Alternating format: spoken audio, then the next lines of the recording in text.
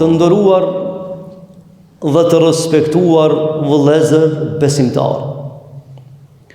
Me të vërtet, për secilin njeri në përgjithësi dhe besimtarin në veçanti, është detyrë dhe përgjegjësi me ndalë të keqen. Por fatkeqësisht jo secili njeri apo besimtar e ka vetdijen, vullnetin dhe guximin për ta ndalë të keqen. Nuk është ngjyra e as pamja ajo e cila e bën dallimin mes njerëzve, mes të mirës dhe të keqes. Por është vepra, puna, veprimtaria, vlerat janë ato të cilat e bëjnë dallimin mes një shoqërie dhe shoqërie tjetër. Të ndershëm vëllezër besimtar, në vazhdim të temës së kaluar, në lidhje me atë se ne duhet ta ndalim të keqen, dëshiroj me i përcjell një dy mesazhe prej fjalëve të Zotit të Madhërisëm dhe prej porosive të pejgamberit sallallahu alaihi wasallam.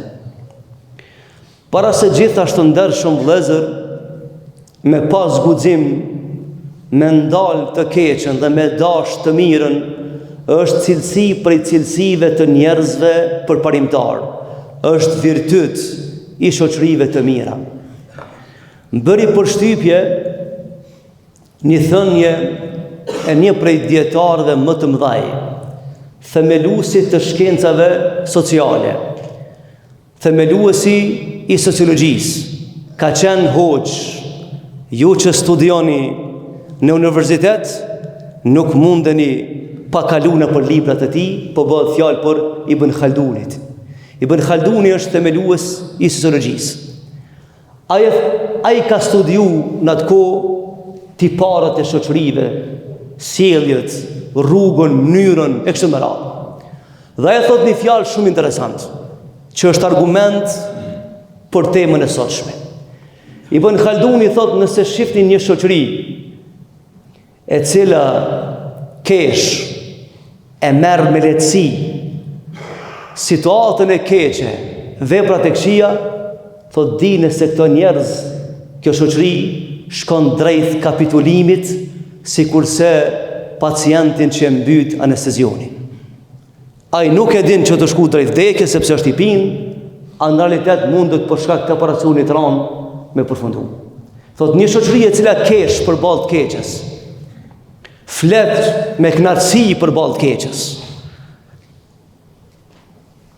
pajton me të keqen, thot kjo shoqëri me kalimin e kohës e determinon fatin e jetës vet. Të ndershëm vëllezër, është një ajet në Kur'an, sepse ai ka qenë hoxh dhe e ka marrë këtë shpjegim për këtë ajeti. Është një ajet në Kur'an që Allahu xhelle wala ka thonë: "Khayra ummet kuntum khayra ummetin ukhrijat lin-nas." Ju jeni populli më i mirë, i drejtohet besimtarëve. Thot populli më i mirë që ka shkel tokën sipërfaqe të tokës. Pse jemi më të mirë për një arsye? Bëni të mirë dhe jeni të mirë nëse e përkrahni të mirën dhe ndaloni të keqen. E nëse nuk e përkrahni të mirën dhe nuk e ndaloni të keqen, Zoti i Madhërisëm na i merr epitetin si njerëz të mirë. Siç ka thonë pejgamberi sallallahu alaihi wasallam, sa më shumë t'i afrohemi fundit të jetës njerëzore në tokë, aq më shumë kanë degraduar vlerat dhe njerëzit kanë me pas problem me gjetë shoqëri ideale, me gjetë njerëz të cilët e njohin të vërtetën dhe pasojnë atë, dhe njerëz të cilët e njohin të keqen dhe distancohen prej saj. Sa më shumë që t'i afrohemi fundit, aq më shumë ka më radh kualiteti i njerëzve të mirë. Të ndershëm vëllezër, nuk ka mundësi njeriu me arrit qëllimet më të mira të jetës nëse ai pajton me të keqen. Është një kriter në Kur'an që ka vendosur Zoti i Madhërisëm. Nuk mund del prej asaj krize nëse Zoti se lexon në zemrën tonë dhe mendjen tonë se ti nuk e do të keqen. Kur shifni njerëz të cilët kanë mbet penget këqija kësaj bote, janë degraduar në rrugtim e sipër, ballavaçohen me pavësi për dalë për krizës, dinë se në zemrat e tyre ende nuk ka zënë vend dëshira për me dalë pse krize. Se Allahu nuk gënjen, Allahu nuk rën. Allahu po thon Kur'an, unë nuk e ndryshoj gjendjen e një populli, por derisa ata nuk e ndryshojnë gjendjen e vet. Dhe kur shefti shoqëri që vujnë prej të këqijave, e pastaj ti mendon se ata dojnë me dalë prej të keqes, duhesh me qenë i prirë me i besu Zotit para se me i besu njerëzve. Zoti nuk gënjen, por thjesht njerëzit po dojnë me lujt me një kartë që sunë mbashojnë Zotin e madhrishu. Nuk mundesh me dalë prej krizën nëse nuk e do dalën prej saj. Nuk mundesh me përmirësu cilëtetin e jetës nëse nuk e don me të vërtetë cilëtetin e jetës. Nuk mundesh me arrit pedestalet më të larta të dijes, të emancipimit, të edukatës, nëse me të vërtetë nuk i do ata. S'mundesh.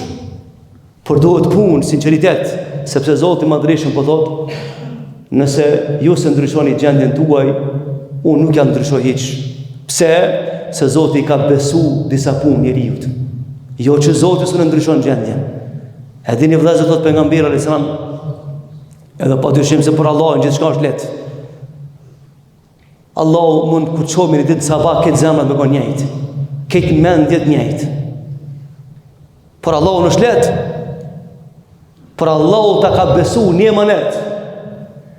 Edhe të ka porosit që ti me i kryo ato detyra.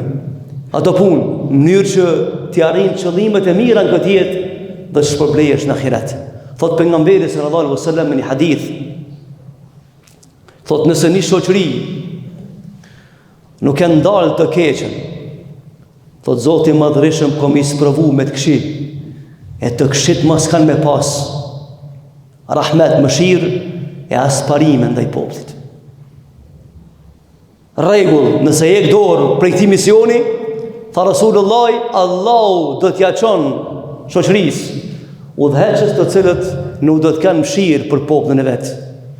S'do të kenë drejtësi dhe mbi gjitha fare nuk të interesohen se ku përfundon shoqëria e kësaj radhe, sepse nuk kanë dashur ndryshimin. Të ndershëm vëllezër, thot pejgamberi sallallahu alaihi wasallam me një hadith dhe i shpjegon 3 mënyra të ndaljes së të keqes. Thot pejgamberi sallallahu alaihi wasallam, kush e shef një të keqe për juve, thot le ta ndal me dorë. Këtu të bë fjalë për shtetin, për institucionet. Ne s'u ndalojmë të keqen me dorë. Por shteti, janë shoqëria, janë ligjet, janë nenët, janë institucionet që parandalojnë njeriu. Është anë fizike. Dhe thot pejgamberi zam, kush nuk mund me ndalu të keqen me dorë, o me ndryshu fjala, po të paktën le të flet për të keqen. Le të flet kundër të keqes. Ale po e zamë që s'kena mundësi me ndryshu shumë sene. Po a kena mundësi me folë për të keqen. A kena mundësi, a kena guxim në si njerës, si familjar në familje, me folë për të keqen, da. Mi folë ndarë dhe familjes. A kemi guxim, si intelektual për shembull, kur gjanë s'kena peshna përveç se me thonë fi fjallën, dhe dhe më valla kjo punë zbanë. A kemi guxim me thonë ta? Sepse për me ndalë, ndoshta s'është punë e jonja, po për me folë, punë e kujnë është me folë kjo. Punë e kujnë. E jona, e prindit, e mësusit, e hoxhës, dhe dhëtë pejgamberi alayhis salam, kush s'u thot të vërtetën, s'flet për të keqen, s'u ndalon të keqen, thot paktën le ta urrejnë me zemër. Mi po me urrej thot me zemër është në kufi timanit dopt. Pse s'ndryshon zemra kur gjan. Çka mund me ndryshuar nëse mojna më sheft në zemër? Çka? Çfarë rezultati kemi nëse heshmi na? A dini sot çështje kemi në zemër nuk ja dimë në tjetrit? Por e keqa s'nalët veç të urrejt. Por e keqa nalët kur ti të paktën minimumin mes flet kundër të keqes. Edhe sa herë ti po të mundësia deklarohesh se spajtoj me të keqen, nuk jam me të keqen. Jam pozicionu me të mirën. Krejt vëllezër e dim një shembull thjesht historik, sepse nganjëherë është shumë e rëndësi fjala, është shumë e rëndësi ku pozicionohesh. Keni pa nganjëherë test ku të bëjmë na o xhollar, në përmeshdisi kur flasmi nga njerë, qëllimisht i flasmi do tema kemi qef me pa ku o gjemati. Nështë gjemati se din nëse pi flasmi të tema. Po ne kem qef me pa ku i kemi gjematin. A di sa lu rol ka njerë rështimi, ka përrështosh, a di sa lu rol ku i ki venin. Që një shembull thjesht, këtë din janë ngjarjen e Ibrahimit. Është israeliat, po si shembull. Kur e hodhën Ibrahimin zjarrin. Këtë kresat shkuan, thanë pini mojna, ta shkymi zjarmin, a një shpend shumë i vogël s'merr ujë kur gjan, as sa një lot cyni. Vrapoj tha po e çoj edhe unë do ujë. I tha njëri po shka i vin ujit, tha zjarmi ku me ditë nal, ti me pika nuk shu zjarmi. Tha që ka shka mundësi unë. Që ka shka mundësi me bë thonë. Por që ta kam dhënë llogari para Zotit. Edhe ne vëllezër, veç sa kena mundësi kena dhënë llogari para Zotit. Por është një problem tjetër, që edhe mundësinë, potencialin nuk përshfrytëzojnë. Jemi në përmeshdisë ndryshme nimi lloj-lloj teorie të keqe, lloj-lloj pune të keqe. Po qysh se merr guximi ku kush me thon, po shajmë të folmë ne kështu. Çka më ke punë? Çka është ke punë? E me thonë qërë zotë një nuk jam me të keqen. As në këtë dunja, as në ahiret. As njerë. Nuk e di ku na përplasin valët e jetës. Por unë s'jam me të keqen, s'jam me ty. Edhe kur s'jam me ty. Por ne po heshni o lezër, po heshni për shumë sene, e kur ato po rritën po banë të bëdaja, po na pengojnë me gjithë shka, po thujmë që shërë kjo. Po herë do, ke hesh dje, sot, kjo bën realitet.